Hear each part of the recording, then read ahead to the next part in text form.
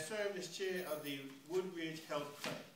He is a past president of the D.C. Young Democrats and is a former at-large elected member of the D.C. Democratic State Committee. Mr. Thomas is married to Diane Romo Thomas.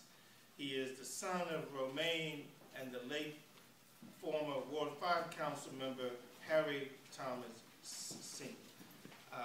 Mr. Thomas, Councilman Thomas, just know that you have 1 hour, you have 60 minutes that you can control with an opening statement, questions, period for questions, and I may have to, because of time, interrupt so that we can get more questions from the audience, and then you'll be permitted to have a 3-minute closing, but the time is yours that you need to use. Good evening. Good evening. How's everybody doing? Good evening. We can do better than that. Good evening. We can do better than that, right? You know, I'm excitable. I love my job. I love what I do for you as residents. I love what I do every day when I go to work for Ward 5, and that's that kind of energy I take.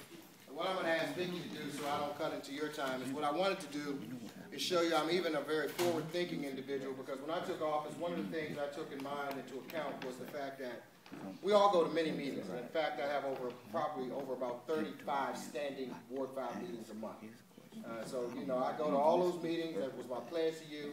And when residents come out, one of the things I noticed as council members is that many times you come to a meeting and you're never heard, right? You feel that way, right? You come, you have an issue that's burning you for your neighborhood. By the time we get through that 2 hours, if there's an average of 50 people in a room and each person has a minute, you know, you figure it out. You don't hear from everybody. So one of the things I did is something called the DC Speaks Town Hall Series, and she can go through it. And what you'll see up here is a couple of critical things that I thought we wanted to provide our residents with, be able to share their thoughts, interact with them. And so what we started is a series of town hall meetings where we partner with civic and citizens associations, and we drill down to the critical issues of your communities and what we try to do, and we create statistical data. That's very important, because one of the things you hear from my job is people will always come before us, whether it's education reform, whether it's issues that affect us. They always have data. They always want to talk about what you think about without asking you. You know, how many of you have ever sat at home and said, well, who did they call? I didn't get that phone call.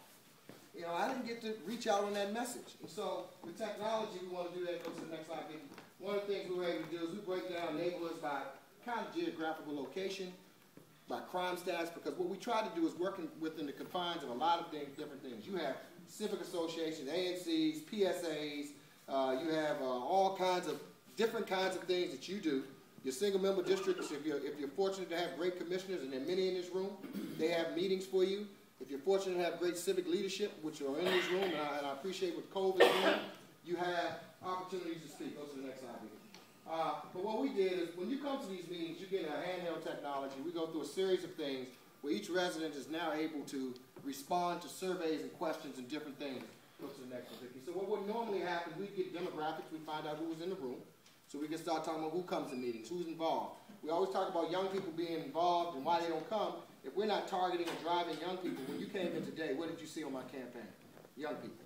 But many times we don't engage people to come to these things. So we have a couple of issues that are always prevalent: public education, public safety, housing infrastructure issues, and overall assessments. That's what we take and formulate. Go ahead, and so what we were able to do is through that, you know, we listen to questions, concerns, interact with people, get different information, and I use that data as feedback, and you come to a meeting and you get to participate. Go to the next one. So what I wanted to do is that, you know, we've had a lot of questions about education reform. How do people feel about education reform? I can tell you we surveyed people from different groups, different meetings. These are not seated meetings where I bring, but these are just residents coming every day so we can find out, do we think reform's going in the right way?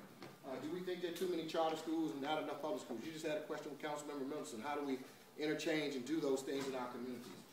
Do you feel safe in your neighborhood? And so we track that data and make sure we have it. Do you want local retail? What kind of retail do you want? So we have opportunities to understand what the community has been about. And that's been my kind of new experiment on this, and I think it's been very successful. We rated it. We did a public safety crime town hall meeting with the chief, our 2 commanders. Many of you should realize that Ward 5 has 2 commanders that operate in Ward 5. There's 4D and 5D. Many of you may or may not know that, and so that's very big because that means we have a lot of different things that we have to resource orient. And did on that. We didn't want to do it, but we would have done, like, for example, when you came in this room, you would have got a handheld data. We would have had questions up there that said, how old are you, from a different range. We don't want anybody to talk about how old you are, so it was a different range groups that you fit in. Or, you know, what is your income levels, different things. So we know how to service this ward and make sure that this thing called the political process works for everybody in Ward 5. I'm seeking re-election because I think I've met many of the commitments that you as residents put before me. You know, when I came into office, there were no great streets in Ward 5. Let's make no mistake about it. What does that mean? Great streets are your major arterial roads, and guess what? Ward 5 had the oldest great street in the nation, Route 1, which is Rhode Island Avenue. When I took office, there was no great street attention paid to Rhode Island Avenue. What does that mean?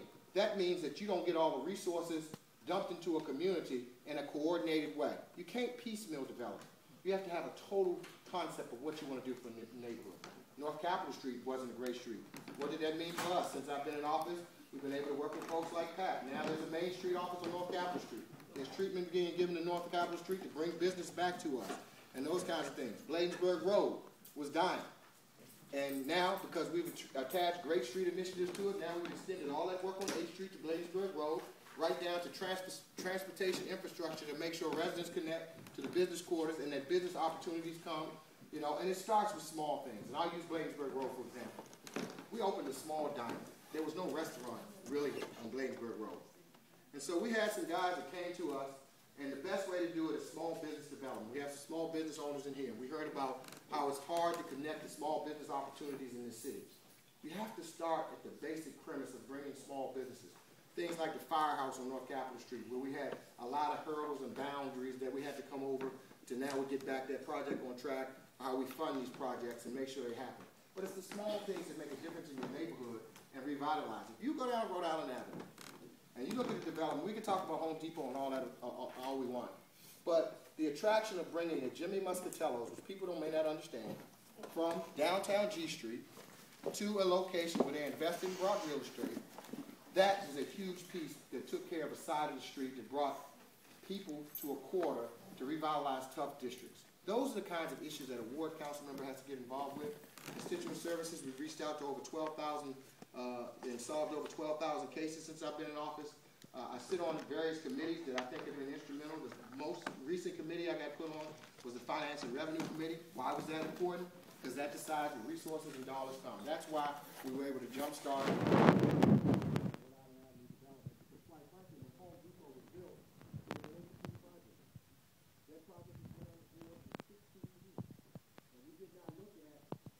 bringing other infrastructure needs to do a complete project to connect. And the last part is small business development. Very important to me. When I took office, there was no business council or organized business structure in Ward 5 that brought businesses together to bring folks together to talk about how we tie in and connect the resources to ensure the small businessman survives, that we create new jobs and opportunities, and we do different things to make that happen. There is now a small business council. That's important. Because in every one of these projects, we have connected to them PUDs or first source agreements and other things that we now have to enforce to ensure that we connect to our residents. So these are the kinds of things that I've done. As chair of Parks and Recreation, I will tell you that every one of our recreation centers, every one of our small parks has had some attention paid to. A lot of it was not in the budget when I took over, so you didn't see it in the budget books. You wouldn't see it in the budget books.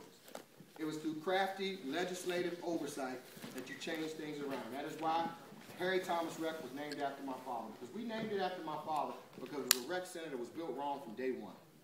And without attaching someone of importance to it, we would not be able to have put money in that budget now to call for a new gymnasium that I just met with those folks who want to talk about what we're going to do for that.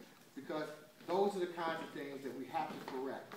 It was one of those first generation rec centers where they just built the building. Not a building that fits the needs of the community. And so these are the kinds of things that I pay attention to, and it's the little things as a council member that make your ward better. That's why I come to all your meetings. That's why I'm accessible by iPad, iPhone, whatever you want to do. I operate from the dais. That's why you get my cell phone number on my business card. Because I'm the kind of council member that wants to know the concerns, and that's why when this ward had the toughest stretch, and I will tell you, it was the toughest stretch of murder, violence, and death that I've ever seen in my life growing up here, we were able to turn it around in the 5th district now. One rating of crime districts in the city because we were able to turn it around.